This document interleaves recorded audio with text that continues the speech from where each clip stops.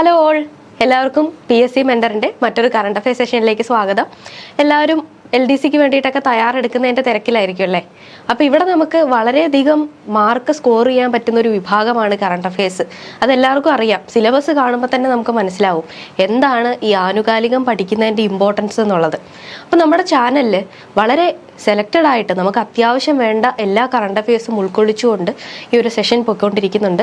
നിങ്ങൾ കണ്ടിട്ടുണ്ടാവും മറ്റു വീഡിയോസ് എന്ന് ഞാൻ വിചാരിക്കുന്നു. അഥവാ കണ്ടിട്ടില്ലെങ്കിൽ നിങ്ങൾ തീർച്ചയായിട്ടും കണ്ടു നോക്കുക. നമുക്ക് വളരെയധികം ഉപകാരപ്പെടും പരീക്ഷയ്ക്ക്. നമുക്കറിയാം ഒരുപാട് മാർക്കിന് ചോദിക്കുന്ന വിഭാഗമാണെന്നുള്ളത്. അതുകൊണ്ട് മിസ് ചെയ്യരുത്. തീർച്ചയായിട്ടും കറണ്ട് അഫയേഴ്സ് പഠിച്ചുകൊണ്ട് തന്നെ നമ്മൾ പരീക്ഷയ്ക്ക് പോകണം എന്നുള്ളതാണ്. അപ്പോൾ ഡിസംബർ 1 മുതലുള്ള കറണ്ട് അഫയേഴ്സ് നമ്മുടെ ചാനലിലുണ്ട്. നിങ്ങൾ എടുത്തു നോക്കുക. ഇന്ന് നമ്മൾ ഡിസംബർ 16 മുതൽ 31 വരെയുള്ള പ്രധാനപ്പെട്ട ആനുകാലിക വിഷയങ്ങളാണ് ഡിസ്കസ് ചെയ്യാനായിട്ട് പോകുന്നത്. എൻ്റെ പേര് ഋതുനന്ദ. നമുക്ക് ക്ലാസ്സിലേക്ക് കിടക്കാം. ഓക്കെ, നമ്മൾ ആദ്യമായിട്ട് നോക്കാനായിട്ട് പോകുന്നത് കല, കായികം, സാംസ്കാരികം എന്ന വിഷയത്തിലുള്ള പ്രധാനപ്പെട്ട കറണ്ട് അഫയേഴ്സ് ആണ്. അപ്പോൾ നമുക്ക് നോക്കാം എന്തൊക്കെയാണ് പഠിക്കാനുള്ളതെന്ന്. ആദ്യമായിട്ട് ഒരു പുരസ്കാരമാണ്. എന്താണ്? ശാസ്ത്ര സാങ്കേതിക പരിസ്ഥിതി കൗൺസിൽ ഏർപ്പെടുത്തിയിട്ടുള്ള ശാസ്ത്ര സാഹിത്യ അവാർഡുകൾ. എന്താണ്? ശാസ്ത്ര സാഹിത്യ അവാർഡുകൾ അത് പ്രഖ്യാപിച്ചു. നിങ്ങൾക്ക് വായിക്കാൻ പറ്റുന്നുണ്ടെന്ന് വിചാരിക്കുന്നു. ശാസ്ത്ര സാഹിത്യ അവാർഡുകൾ പ്രഖ്യാപിച്ചു. ആർക്കാണ് ലഭിച്ചിട്ടുള്ളത് ഡോക്ടർ ബി ഇക്ബാലിനാണ്. ഡോക്ടർ ബി ഇക്ബാലിനാണ് ഈ ഒരു പുരസ്കാരം ലഭിച്ചിട്ടുള്ളത് എന്ന് ഓർത്തു വയ്ക്കുക. എന്താണ് പുരസ്കാരം? ശാസ്ത്ര സാഹിത്യ പുരസ്കാരമാണ്. ശാസ്ത്ര സാങ്കേതിക പരിസ്ഥിതി കൗൺസിലാണ് ഈ ഒരു പുരസ്കാരം ഏർപ്പെടുത്തുന്നത്. ലഭിച്ചിരിക്കുന്നത് ഡോക്ടർ ബി ഇക്ബാലിനാണ്. അദ്ദേഹം രചിച്ചിട്ടുള്ള മഹാമാരികൾ, പ്ലേഗ് മുതൽ കോവിഡ് വരെ, ചരിത്രം, ശാസ്ത്രം, അതിജീവനം എന്നുള്ള കൃതിക്കാണ് പുരസ്കാരം ലഭിച്ചിട്ടുള്ളത്. എന്താണ്? മഹാമാരികൾ, പ്ലേഗ് മുതൽ കോവിഡ് വരെ, ചരിത്രം, ശാസ്ത്രം, അതിജീവനം എന്നുള്ള കൃതിക്കാണ് ശാസ്ത്ര സാഹിത്യ പുരസ്കാരം ലഭിച്ചിട്ടുള്ളത് എന്ന് നോക്കി വയ്ക്കാം. ഇത്തരത്തിലുള്ള പല പുരസ്കാരങ്ങളും PSC പ്രധാനമായിട്ട് ചോദിച്ചു വരാറുണ്ട്. ആർക്ക് ലഭിച്ചു, ഏത് കൃതിക്ക് ലഭിച്ചു എന്നിങ്ങനെയുള്ള ചോദ്യങ്ങൾ നമ്മൾ സ്ഥിരമായിട്ട് കാണുന്നതാണ് അല്ലേ? അപ്പോൾ ഈ ഒരു പോയിന്റ് നല്ലപോലെ ഓർത്ത് വെക്കുക. ശാസ്ത്ര സാഹിത്യ പുരസ്കാരം ലഭിച്ചിരിക്കുന്നത് ഡോക്ടർ ബി ഇക്ബാലിനാണ്. ഓക്കെ, നോക്കിയേ, ഈ ഒരു പുരസ്കാരത്തെ സംബന്ധിച്ച്, ശാസ്ത്ര സാഹിത്യ പുരസ്കാരത്തെ സംബന്ധിച്ച് ആ കൂട്ടത്തിൽ അവാർഡ് ലഭിച്ചിട്ടുള്ള മറ്റുള്ള ആളുകളെ കൂടി നമുക്ക് നോക്കാം. ആർക്കൊക്കെയാണ്? ബാലശാസ്ത്ര സാഹിത്യം എന്നുള്ളൊരു വിഭാഗത്തിൽ ആർക്കാണ് പുരസ്കാരം ലഭിച്ചിരിക്കുന്നതെന്ന് ചോദിച്ചാൽ സാഗ ജെയിംസ് രചിച്ച ശാസ്ത്ര മധുരം എന്നുള്ള കൃതിക്കാണ്. എന്താ കൃതിയുടെ പേര്? ശാസ്ത്ര മധുരം എന്നാണ് കൃതിയുടെ പേര്. അപ്പൊ നമ്മൾ ബാലസാഹിത്യമാണെന്ന് ഓർത്താൽ മതി. ബാലശാസ്ത്ര സാഹിത്യമാണ്. അപ്പൊ കുട്ടികൾക്കാണല്ലോ മധുരം കൂടുതൽ ഇഷ്ടം. അങ്ങനെ ഓർത്ത് വെക്കുക, ശാസ്ത്ര മധുരം. എന്താണത്? ബാലശാസ്ത്ര സാഹിത്യത്തിനുള്ള പുരസ്കാരമാണ് ശാസ്ത്ര മധുരം എന്നുള്ളത്. അടുത്തതായിട്ട് വൈജ്ഞാനിക ശാസ്ത്ര സാഹിത്യം എന്നുള്ള വിഭാഗം. എന്താണ്? വൈജ്ഞാനിക ശാസ്ത്ര സാഹിത്യം എന്നുള്ള വിഭാഗത്തിൽ പുരസ്കാരം ലഭിച്ചിരിക്കുന്നത് CM മുരളീധരനാണ്. അദ്ദേഹത്തിന്റെ വിജ്ഞാനവും വിജ്ഞാന ഭാഷയും എന്ന കൃതിക്കാണ്. അത് ഓർത്ത് വെക്കാൻ ഭയങ്കര എളുപ്പമല്ലേ? വൈജ്ഞാനിക ശാസ്ത്രമാണ്. അപ്പൊ അത് വിജ്ഞാനവും വിജ്ഞാന ഭാഷയും എന്നുള്ള കൃതിക്കാണ്. അതിൽ തന്നെ ഉത്തരവുണ്ട്.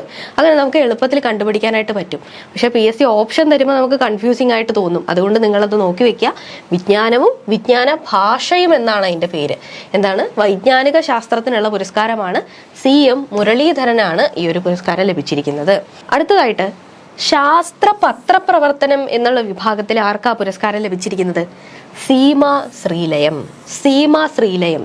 ശ്രീലയത്തിനാണ് ശാസ്ത്ര പത്രപ്രവർത്തനം എന്നുള്ള വിഭാഗത്തിൽ പുരസ്കാരം ലഭിച്ചിരിക്കുന്നത് എന്നുള്ളത് ഓർത്ത് വയ്ക്കുക. പത്രപ്രവർത്തനമാണ്. ഓക്കെ, അപ്പൊ എന്താണ്? ബാലശാസ്ത്ര സാഹിത്യത്തിനുള്ള കൃതി ഏതാണ്? ശാസ്ത്ര മധുരം. മധുരം കുട്ടികൾക്കാണ് ഇഷ്ടം എന്ന് ഓർത്ത് വെക്കുക. വൈജ്ഞാനിക ശാസ്ത്ര സാഹിത്യം, വിജ്ഞാനവും വിജ്ഞാന ഭാഷയും എന്നുള്ള കൃതിയാണ്. CM മുരളീധരനാണ് പുരസ്കാരം ലഭിച്ചിരിക്കുന്നത്. ശാസ്ത്ര പത്രപ്രവർത്തനം എന്നുള്ള വിഭാഗത്തിൽ പുരസ്കാരം കിട്ടിയിരിക്കുന്നത് സീമാ ശ്രീലയത്തിനാണ്. ഓക്കെ, ഫാക്ട്സ് ക്ലിയർ ആയി എന്ന് വിചാരിക്കുന്നു. അടുത്ത നോക്കാം. അടുത്തതായിട്ട് നിയമനങ്ങൾ എന്നുള്ളത് PSCയുടെ ഒരു പ്രധാനപ്പെട്ട ഒരു വിഭാഗമാണ് കറണ്ട് അഫയേഴ്സിന്റെ കാര്യത്തിൽ. നമുക്ക് നോക്കാം. കേരള കാർട്ടൂൺ അക്കാദമിയുടെ ചെയർമാനായിട്ട് തിരഞ്ഞെടുക്കപ്പെട്ടിരിക്കുന്നത് സുധീർ നാഥാണ്. കേരള കാർട്ടൂൺ അക്കാദമിയുടെ ചെയർമാനായിട്ട് തിരഞ്ഞെടുക്കപ്പെട്ടിട്ടുള്ളത്. അതോടൊപ്പം തന്നെ സെക്രട്ടറി ആയിട്ട് തിരഞ്ഞെടുത്തിട്ടുള്ളത് ആരെയാണ്? സതീഷാണ്. സതീഷിനെയാണ് സെക്രട്ടറി ആയിട്ട് തിരഞ്ഞെടുത്തിട്ടുള്ളത്. അപ്പോൾ ആരൊക്കെയാണ്?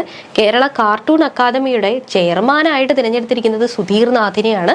സെക്രട്ടറി ആയിട്ട് തിരഞ്ഞെടുത്തിട്ടുള്ളതോ സതീഷാണ്. അപ്പോൾ ഇത്തരത്തിലുള്ള നിയമനങ്ങളൊക്കെ നമുക്ക് ഒരുപാട് പഠിക്കാനുണ്ട്. അതിൽ പ്രധാനപ്പെട്ട നിയമനങ്ങളെല്ലാം നല്ലപോലെ നോക്കി വെക്കാം. അപ്പോൾ ഈ ഒരു ഫാക്ട് ക്ലിയർ ആയി എന്ന് വിചാരിക്കുന്നു. അടുത്തതിലേക്ക് കിടക്കാം. ഇന്ത്യൻ പ്രീമിയർ ലീഗ്, എന്താ അത്? IPL അല്ലേ? IPL ഓപ്ഷൻ നടക്കും.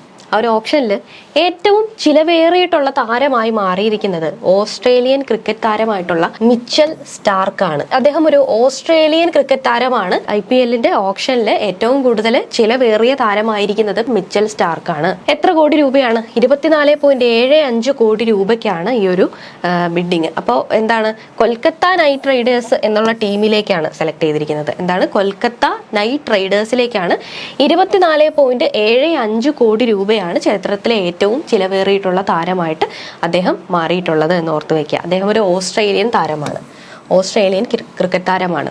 ഇനി IPL ഒക്കെ തുടങ്ങി, അതുമായി ബന്ധപ്പെട്ടിട്ടും നമുക്ക് ഒരുപാട് കറണ്ട് അഫയേഴ്സ് പഠിക്കാനായിട്ട് വരും. അപ്പോൾ ഈ ഒരു ഫാക്ട് നോക്കി വയ്ക്കുക. വീണ്ടും കായികവുമായിട്ട് ബന്ധപ്പെട്ടിട്ട് ഖേലോ ഇന്ത്യ പാരാ ഗെയിംസ് നടക്കുകയുണ്ടായി. ഖേലോ ഇന്ത്യ പാരാ ഗെയിംസ്, ആ ഒരു ഉദ്ഘാടന മത്സരത്തിൽ വിജയികളായിരിക്കുന്നത് ഹരിയാനയാണ് വിജയികളായിരിക്കുന്നത്. എന്താണ്? ഖേലോ ഇന്ത്യ പാരാ ഗെയിംസ്, അതിന്റെ ഉദ്ഘാടന മത്സരത്തിലെ വിജയികൾ ആരാണെന്ന് ചോദിച്ചു കഴിഞ്ഞാൽ ആരാണ്? ഹരിയാനയാണ്. എവിടെ വെച്ചിട്ടാണ് ഈ ഒരു മത്സരം നടക്കുന്നത് എന്ന് ചോദിച്ചു കഴിഞ്ഞാൽ ന്യൂഡൽഹിയിലാണ് എന്ത് നടക്കുന്നത്? ഈ ഒരു ഖേലോ ഇന്ത്യയുടെ പാരാ ഗെയിംസ് മത്സരങ്ങൾ നടക്കുന്നത് എവിടെയാണ്? ന്യൂഡൽഹിയിലാണ്. ഇത്തരത്തിലുള്ള ആസ്ഥാനങ്ങളൊക്കെ ചോദിക്കാറുണ്ട്, എവിടെ വെച്ച് മത്സരം നടക്കുന്നു എന്നുള്ളതൊക്കെ നമുക്കറിയാം. അപ്പോൾ എവിടെ വെച്ചിട്ടാണ് നടക്കുന്നത്? ന്യൂഡൽഹിയിലാണ്, തലസ്ഥാനത്ത് തന്നെയാണ് നടക്കുന്നത്. ഈ ഒരു ഔദ്യോഗിക ചിഹ്നമുണ്ട് ഈ ഒരു പാരാ ഗെയിംസിന്. ഈ ഖേലോ ഇന്ത്യ പാരാ ഗെയിംസിന് ഔദ്യോഗികമായിട്ടുള്ളൊരു ചിഹ്നമുണ്ട്. എന്താണത്? ഉജ്ജ്വല എന്ന കുരുവിയാണ്. എന്താണ്? ഉജ്ജ്വല എന്ന കുരുവിയാണ് ഈ ഒരു പാരാ ഗെയിംസിന്റെ ചിഹ്നം എന്ന് പറയുന്നത്. ഓക്കെ, അപ്പോൾ ഈ ഒരു ഫാക്റ്റുകൾ നോക്കി വെക്കുക. അടുത്തതായിട്ട് 2023 ലോക വനിതാ ഹാൻഡ്ബോൾ ചാമ്പ്യൻഷിപ്പ് നടക്കുകയുണ്ടായി. അതിൽ വിജയികളായിരിക്കുന്ന ആരാണ്? ഫ്രാൻസ് ആണ് കിരീടം നേടിയിരിക്കുന്നത്. ഫ്രാൻസ് ആണ് എന്ന് ഓർത്ത് വെക്കുക. ഈ ഒരു മത്സരം ഡിസംബർ 17 മുതൽ ഡെൻമാർക്കിലെ ഹെർണിംഗിൽ നടന്നിട്ടുള്ള 2023 ലോക വനിതാ ഹാൻഡ്ബോൾ ചാമ്പ്യൻഷിപ്പിലാണ് ഫ്രാൻസ് കിരീടം നേടിയിരിക്കുന്നത്. 31-28 നോർവേയെയാണ് പരാജയപ്പെടുത്തിയത്. അപ്പോൾ ഇവിടെ നോക്കി വെക്കുക, ഫ്രാൻസ് ആരുമായിട്ടാണ് മത്സരിച്ചത്? നോർവേയുമായിട്ടാണ് മത്സരിച്ചത്. ഈ കാര്യങ്ങളൊക്കെയാണ് നമ്മൾ നോക്കേണ്ടത്. നോർവേയുമായിട്ടാണ് മത്സരിച്ചിട്ടുള്ളത്. ചാമ്പ്യന്മാരായിരിക്കുന്നത് ഫ്രാൻസ് ആണ്. എന്താണ് നമ്മുടെ മത്സരം? 2023 ലോക വനിതാ ഹാൻഡ്ബോൾ ചാമ്പ്യൻഷിപ്പ് ആണ്. അതിൽ വിജയികളായിരിക്കുന്നത് ഫ്രാൻസ് ആണ് എന്നുള്ളത് നോക്കി വെക്കുക. നോർവേയുമായിട്ടായിരുന്നു ആ ഒരു ഫൈനൽ നടന്നത് എന്നുള്ളത് നോക്കി വെക്കുക. ഇപ്പൊ നമ്മൾ കലാ, കായികം, സംസ്കാരം തുടങ്ങിയിട്ടുള്ള വിഷയങ്ങളിൽ നിന്നുമുള്ള പ്രധാനപ്പെട്ട ആനുകാലിക വിഷയങ്ങൾ നോക്കി. അടുത്തതായിട്ട് ഇന്ത്യ എന്നുള്ള വിഭാഗം എടുക്കുകയാണെങ്കിൽ എന്തൊക്കെ കാര്യങ്ങളാണ് നമുക്ക് പ്രധാനമായിട്ട് പഠിക്കാനുള്ളത്? ഡിസംബർ 16 മുതൽ 31 വരെ എന്തൊക്കെ കാര്യങ്ങൾ നടന്നു എന്ന് നമുക്ക് നോക്കാം. നമുക്കറിയാം ChatGPT എന്നുള്ളൊരു AI ടൂളിനെ കുറിച്ച് നമുക്ക് എല്ലാവർക്കും അറിയാം അല്ലേ? ഈ ഒരു ChatGPTക്ക് ബദലായിട്ട് ഓല എന്ന ഇന്ത്യൻ കമ്പനി വികസിപ്പിക്കുന്ന പ്ലാറ്റ്ഫോമാണ് കൃത്രിം എന്ന് പറയുന്നത്. ഇത് KRUTRIM എന്നാണ് സ്പെല്ലിങ്. KRUTRIM എന്നാണ് സ്പെല്ലിങ്. ചിലപ്പോൾ ഒരുപക്ഷെ ഓപ്ഷനിൽ ഇതായിരിക്കും തരാനായിട്ട് പോകുന്നത്. അപ്പം അത് നോക്കി വെക്കുക. എന്താണ്? KRUTRIM. നമുക്കതിനെ കൃത്രിം എന്ന് വായിക്കാം. അപ്പോൾ ഈ ഒരു ഓല എന്ന കമ്പനിയാണ് ഈ ഒരു AI ടൂള് പുറത്തിറക്കാനായിട്ട് പോകുന്നത് ChatGPTക്ക് ബദലായിട്ട്. ഇവിടെ നമ്മൾ നോക്കേണ്ട കാര്യം ലാർജ് ലാംഗ്വേജ് മോഡൽ എന്നുള്ളതാണ് ഇതിന് പിന്നിലുള്ള സാങ്കേതിക വിദ്യ എന്ന് പറയുന്നത്. അതെന്താണെന്ന് വെച്ച് കഴിഞ്ഞാൽ ലാംഗ്വേജുകളെ, പലതരത്തിലുള്ള ഭാഷകളെ അല്ലെങ്കിൽ പ്രാദേശിക ഭാഷകളെയൊക്കെ പ്രോസസ്സ് ചെയ്യുക, അതുമായി ബന്ധപ്പെട്ടിട്ടുള്ള വിവരങ്ങൾ നൽകുക എന്നുള്ളതായിരിക്കും ഈ കൃത്രിം എന്ന് പറയുന്ന ആ ഒരു സംവിധാനം പ്രധാനമായിട്ടും ലക്ഷ്യം വെക്കാനായിട്ട് പോകുന്നത്. അപ്പോൾ നമ്മൾ നോക്കുക, ലാർജ് ലാംഗ്വേജ് മോഡൽ എന്തുമായിട്ട് ബന്ധപ്പെട്ടിരിക്കുന്നു? കൃത്രിം എന്നുള്ള AI ടൂളുമായിട്ട് ബന്ധപ്പെട്ടിരിക്കുന്നു എന്നുള്ളത് നോക്കി വെക്കുക. അപ്പോൾ ഹിന്ദി, മറാഠി, തെലുങ്ക്, കന്നഡ, ഒഡിയ എന്നിവയുൾപ്പെടെ 10 ഇന്ത്യൻ ഭാഷകളിൽ വാചകം സൃഷ്ടിക്കാനായിട്ട് LLMന് കഴിയും. ഈ ഒരു ലാർജ് ലാംഗ്വേജ് മോഡലിന് കഴിയും. അപ്പൊ എന്താണ് പറയുന്നത്? ലാംഗ്വേജുകളെ മുൻനിർത്തിയായിരിക്കും ഈ ഒരു സംവിധാനം കൂടുതലായിട്ടും പ്രവർത്തിക്കാനായിട്ട് പോകുന്നത്. ഇംഗ്ലീഷ് തുടങ്ങിയിട്ടുള്ള ആഗോള ഭാഷകൾ അല്ലെങ്കിൽ ഇന്റർനാഷണൽ ആയിട്ടുള്ള വിവരങ്ങൾ മാത്രമല്ല, നമ്മുടെ പ്രാദേശിക ഭാഷകളായിട്ടുള്ള കന്നഡ, ഒഡിയ, തെലുങ്ക്, മറാഠി, ഹിന്ദി തുടങ്ങി 10 ഇന്ത്യൻ ഭാഷകളിൽ വാചകം നിർമ്മിക്കാനായിട്ട് ഈ ഒരു കൃത്രിം എന്ന് പറയുന്ന ആ ഒരു സംവിധാനത്തിന് കഴിയുമെന്നുള്ളത് നോക്കി വെക്കാം. കൂടാതെ 22 ഭാഷകൾ മനസ്സിലാക്കാനും കഴിയും. ഈ 22 ഭാഷകളിൽ നമുക്ക് അങ്ങോട്ട് കമ്മ്യൂണിക്കേറ്റ് ചെയ്യാനായിട്ടും സാധിക്കും. ഈ 10ഓളം ഭാഷകളിൽ സ്വയം വാചകം നിർമ്മിച്ച് നമുക്ക് തരും ഈ ഒരു ടൂള്. അതുപോലെ 22 ഭാഷകളിൽ നമുക്ക് കാര്യം ചോദിക്കാൻ, അതായത് ഇതുമായിട്ട് കമ്മ്യൂണിക്കേറ്റ് ചെയ്യാനായിട്ട് സാധിക്കും. ഈ ഒല എന്ന് പറയുന്ന കമ്പനിയുടെ CEO ആരാണ്? ഭവിഷ് അഗർവാൾ ആണ് ഈ ഒരു ഒല എന്ന് പറയുന്ന ഒരു കമ്പനിയുടെ CEO എന്നുള്ളതും കൂടെ നോക്കി വെക്കുക. ചോദിക്കാൻ സാധ്യതയുണ്ട്. ഒലയാണിത് പുറത്തിറക്കുന്നത് എന്നുള്ളത് കൊണ്ട് തന്നെ ജസ്റ്റ് നോക്കി വെക്കുക. അപ്പോൾ ഇവിടെ നമ്മൾ പ്രധാനമായിട്ടും കൃത്രിം എന്നാണ് ആ ഒരു സംവിധാനത്തിന്റെ പേര് എന്നുള്ളത് നോക്കി വെക്കുക. എന്താണ് അതിന്റെ പിന്നിൽ പ്രവർത്തിക്കുന്നത്? ലാർജ് ലാംഗ്വേജ് മോഡലാണ്, LLM ആണ്. ഓക്കെ, ലോകത്തിലെ ഏറ്റവും വലിയ മെഡിറ്റേഷൻ സെന്റർ അല്ലെങ്കിൽ ധ്യാന കേന്ദ്രം എന്നൊക്കെ പറയാം. ഈ ഒരു മെഡിറ്റേഷൻ സെന്റർ വരാനായിട്ട് പോകുന്നത് എവിടെയാണ്? വാരണാസിയിലാണ്. വാരണാസി അല്ലെങ്കിൽ കാശി എന്ന് പറയുന്ന സ്ഥലത്താണ് ഈ ഒരു ലോകത്തിലെ തന്നെ ഏറ്റവും വലിയ മെഡിറ്റേഷൻ സെന്റർ നിലവിൽ വരാനായിട്ട് പോകുന്നത്. ഏത് സംസ്ഥാനത്തിലാണ് വാരണാസി എന്ന് ചോദിച്ചാൽ അത് ഉത്തർപ്രദേശിലാണ്, അല്ലെ? ഉത്തർപ്രദേശിലാണ്. ഗംഗ ഒക്കെ ഒഴുകുന്ന സ്ഥലമാണ് എന്നുള്ളത് നമുക്കറിയാം. അങ്ങനെ നമുക്ക് കണക്ട് ചെയ്ത് വെക്കാം. ഉത്തർപ്രദേശിലാണ്. സ്വർവേദ് മഹാമന്ദിർ എന്നാണ് ഈ ഒരു മെഡിറ്റേഷൻ സെന്ററിന്റെ പേര്. എന്താണ്? സ്വർവേദ് മഹാമന്ദിർ എന്നുള്ളതാണ്. പ്രധാനമന്ത്രി നരേന്ദ്രമോദിയാണ് ഉദ്ഘാടനം ചെയ്യുന്നത്. അപ്പോൾ ഒരേ സമയം 20,000-ഓളം പേർക്ക് ഇരിക്കാനുള്ള ഒരു സൗകര്യമുള്ള തരത്തിലാണ് ഈ പറയുന്ന സ്വർവേദ് മഹാമന്ദിർ നിർമ്മിച്ചിരിക്കുന്നത്. അതുകൊണ്ടാണ് ലോകത്തിലെ ഏറ്റവും വലിയ മെഡിറ്റേഷൻ സെന്റർ. അവിടെ എത്രയാണ്? 20,000 പേർക്ക് ഒരേ സമയം ഇരുന്ന് മെഡിറ്റേറ്റ് ചെയ്യുക എന്നുള്ളൊരു പർപ്പസ് ചെയ്യാൻ പറ്റുന്ന ഒരു സംവിധാനമാണ് ഒരുക്കിയിട്ടുള്ളത്. എവിടെയാണ് അത് നിലവിൽ വരുന്നത്? വാരണാസിയിലാണ്. വാരണാസി UP-യിലാണ്. അത് ഉത്തർപ്രദേശിലെ വാരണാസിയിലാണ് ഇതെന്ത് വരുന്നത്? നിലവിൽ വരുന്നത് എന്നുള്ളത് ഓർത്തു വയ്ക്കുക. എന്താണ്? സ്വർവേദ് മഹാമന്ദിറാണ്. 20,000-ഓളം പേർക്ക് ഇരുന്ന് ധ്യാനിക്കാനായിട്ടുള്ള, മെഡിറ്റേറ്റ് ചെയ്യാനുള്ള സംവിധാനമാണ് അവിടെ ഉള്ളത്. ഓക്കെ, അടുത്തായിട്ട് കേരളത്തിൽ നിന്നും വളരെ പ്രധാനപ്പെട്ടിട്ടുള്ള കറണ്ട് അഫയേഴ്സ് എന്തൊക്കെയാണെന്ന് നമുക്ക് നോക്കാം. കേരളം 2023 വളരെ പ്രധാനപ്പെട്ടിട്ടുള്ള കേരളത്തിൽ നിന്നുമുള്ളൊരു വിഷയമാണ് എന്താണ്? മന്ത്രിസഭാ പുനഃസംഘടന, അല്ലെ? അപ്പോൾ ഈ ഒരു മന്ത്രിസഭാ പുനഃസംഘടനയെ തുടർന്ന് രാജിവെച്ചിട്ടുള്ള മന്ത്രിമാർ ആരൊക്കെയാണ്? അഹമ്മദ് ദേവർകോവിൽ, ആന്റണി രാജു എന്നിവരാണ്. അഹമ്മദ് ദേവർകോവിൽ തുറമുഖ വകുപ്പിന്റെ മന്ത്രിയായിരുന്നു. അതേപോലെ തന്നെ ആന്റണി രാജു, അദ്ദേഹം ഗതാഗത വകുപ്പ് മന്ത്രിയായിരുന്നു. അപ്പോൾ നമുക്ക് പുതിയതായി നിയമിതരായവർ ആരൊക്കെയാണ് എന്നുള്ളതും കൂടെ നോക്കണമല്ലോ. ആരൊക്കെയാണ്? കടന്നപ്പള്ളി രാമചന്ദ്രൻ. അദ്ദേഹം ഏത് വകുപ്പാണ്? അദ്ദേഹത്തിന്റെ വകുപ്പ് രജിസ്ട്രേഷൻ, മ്യൂസിയം, പുരാവസ്തു എന്നിവയാണ് അദ്ദേഹത്തിന്റെ വകുപ്പുകൾ. എന്തൊക്കെയാണ്? രജിസ്ട്രേഷൻ, മ്യൂസിയം, പുരാവസ്തു എന്നിവയാണ്. അതോടൊപ്പം തന്നെ KB ഗണേഷ് കുമാർ, അദ്ദേഹത്തിന്റെ വകുപ്പ് ഏതാണ്? ഗതാഗതമാണ് വകുപ്പ്. അപ്പൊ ഈ വകുപ്പുകളും അവരുടെയൊക്കെ മന്ത്രിമാരുടെ പേരും വളരെ പ്രധാനപ്പെട്ട ഒരു ടോപ്പിക്കാണ്. ചോദിക്കാനായിട്ട് വളരെയധികം സാധ്യതയുള്ള ഒരു കാര്യമാണ്. അപ്പൊ നന്നായിട്ട് നോക്കി വെക്കുക. അതുപോലെ തന്നെ VN വാസവൻ, അദ്ദേഹം തുറമുഖ വകുപ്പാണ്. അപ്പൊ VN വാസവൻ എന്താണ്? തുറമുഖ വകുപ്പാണ്. അപ്പൊ ഇങ്ങനത്തെ കാര്യങ്ങളെല്ലാം വളരെയധികം ശ്രദ്ധയോടുകൂടി പഠിച്ചു വെക്കുക. എന്തെങ്കിലും കോഡൊക്കെ വെച്ച് നിങ്ങൾ കൃത്യമായിട്ട് നോക്കി വെക്കുക. ചോദിക്കാൻ വളരെയധികം സാധ്യതയുണ്ട് LDC എക്സാമിനൊക്കെ. അപ്പൊ എന്താണ്? കടന്നപ്പള്ളി രാമചന്ദ്രൻ, അദ്ദേഹം രജിസ്ട്രേഷൻ, മ്യൂസിയം, പുരാവസ്തു എന്നീ വകുപ്പുകളാണ്. KB ഗണേഷ് കുമാർ ഗതാഗതമാണ്. VN വാസവൻ, അദ്ദേഹത്തിന്റെ വകുപ്പ് എന്താണ്? തുറമുഖ വകുപ്പാണ്. തുറമുഖ വകുപ്പിൽ ആരാണ്?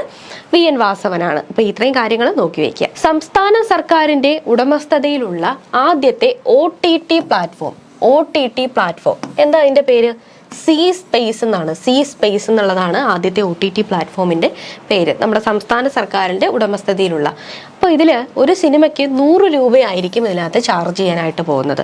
അപ്പോൾ OTT പ്ലാറ്റ്ഫോമുകൾ വളരെയധികം വിപുലമായിട്ട് വരുന്നത് കൊണ്ട് തന്നെ സംസ്ഥാന സർക്കാർ ആരംഭിച്ചിട്ടുള്ള സർക്കാരിന്റെ ഉടമസ്ഥതയിലുള്ള OTT പ്ലാറ്റ്ഫോമാണ് എന്ത്?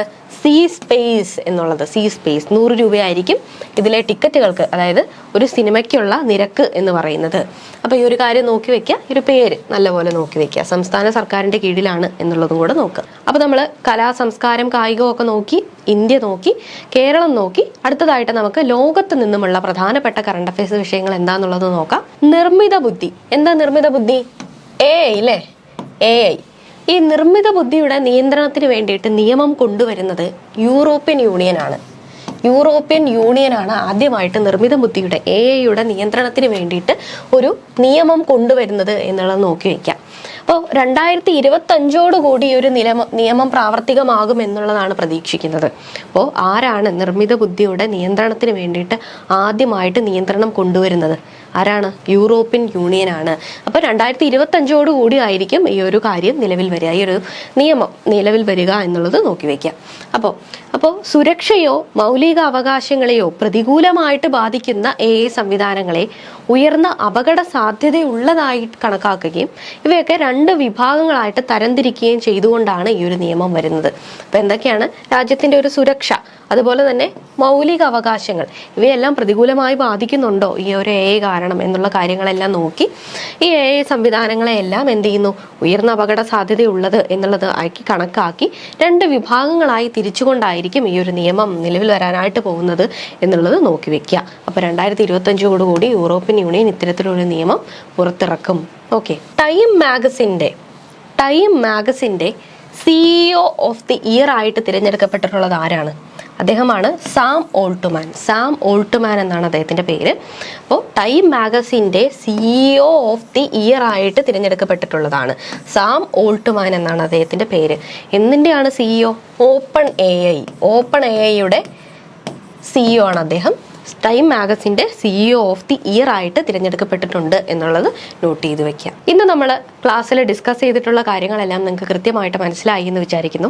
വളരെ പ്രധാനപ്പെട്ടിട്ടുള്ള ആനുകാലിക വിഷയങ്ങളാണ് നമ്മളിവിടെ ചർച്ച ചെയ്തു പോകുന്നത്. ഞാൻ ആദ്യം പറഞ്ഞതുപോലെ തന്നെ കറണ്ട് അഫയേഴ്സ് എന്ന് പറയുന്നത് പരീക്ഷയിൽ ഈ ഒരു റാങ്ക് നേടുക എന്നുള്ളതിൽ വളരെയധികം പ്രധാനപ്പെട്ടിട്ടുള്ള ഒരു കാര്യമാണ്. നമുക്ക് ഒരിക്കലും സ്കിപ്പ് ചെയ്ത് പോകാൻ പറ്റുന്ന ഒരു പാർട്ടല്ല കറണ്ട് അഫയേഴ്സ് എന്ന് പറയുന്നത്. അത്തരത്തിൽ കറണ്ട് അഫയേഴ്സിനും കൂടെ ഇമ്പോർട്ടൻസ് നൽകിക്കൊണ്ട് തന്നെയാണ് നമ്മൾ നമ്മുടെ സിലബസുകൾ പോകുന്നത്. നമ്മുടെ LDCയുടെ ലൈവ് ക്ലാസ്സുകൾ പോകുന്നുണ്ട്. അതിൽ കൂടുതലായിട്ടുള്ള എല്ലാ കാര്യങ്ങളും ഡിസ്കസ് ചെയ്ത് തന്നെ പോകുന്നുണ്ട്. അതുകൊണ്ട് തന്നെയാണ് നമുക്ക് KS മെന്ററിന് ഇത്തരത്തിലുള്ള ഒരു വിജയം കൈവരിക്കാനായിട്ട് സാധിച്ചിട്ടുള്ളത്. നമുക്ക് പഠിക്കാനുള്ള വളരെ പ്രധാനപ്പെട്ട കറണ്ട് അഫയേഴ്സ് വിഷയങ്ങൾ ഇതിനു മുൻപുള്ള വീഡിയോസ് എല്ലാം നമ്മുടെ ചാനലിൽ അവൈലബിൾ ആണ്. നിങ്ങൾ തീർച്ചയായിട്ടും അതെല്ലാം എടുത്ത് കണ്ടു നോക്കുക. നിങ്ങൾക്ക് മുൻപോട്ടുള്ള പഠനത്തിൽ കറണ്ട് അഫയേഴ്സിന്റെ ഇമ്പോർട്ടൻസ് മനസ്സിലാക്കിക്കൊണ്ട് തന്നെ നിങ്ങൾ പഠനം മുൻപോട്ട് കൊണ്ടുപോകും എന്ന് പ്രതീക്ഷിക്കുന്നു. ഈ ക്ലാസ് ഉപകാരപ്പെട്ടു എന്ന് പ്രതീക്ഷിക്കുന്നു. Thank you for watching the video.